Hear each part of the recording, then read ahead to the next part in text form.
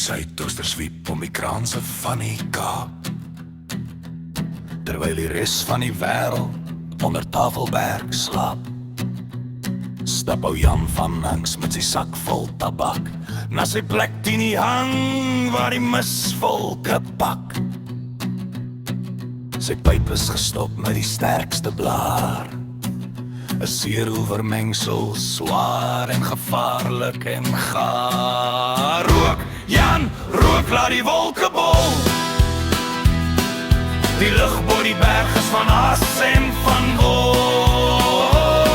Die vuur in die pyp is 'n kolle gloed, vir 'n stryd wat gaan toets aan die man se moed.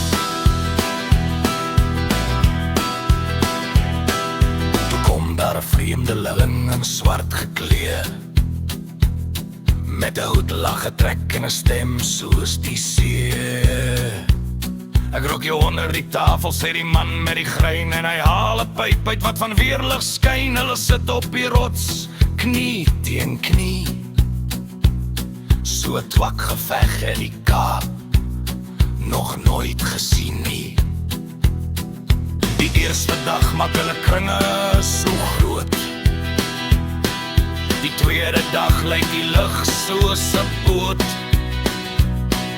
Die mis word dikker, die son skyn verdwyn, die hele berg dra 'n grys mantel fyn. Maar kyk nou vir Jan, hy sit rustig en wag, terwyl die vreemdeling moeg word vir die dag.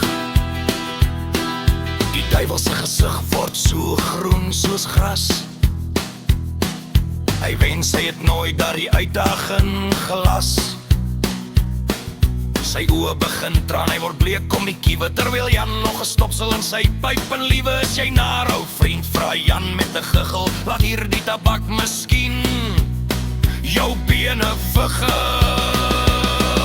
Die lug word swart, die wind raak stil, die berge bewe voor 'n bossewil. Die vreemdeling struikel, sy hoed val af, en Jan sien die horings van die helse straf. 'n blits sny, 'n donderslag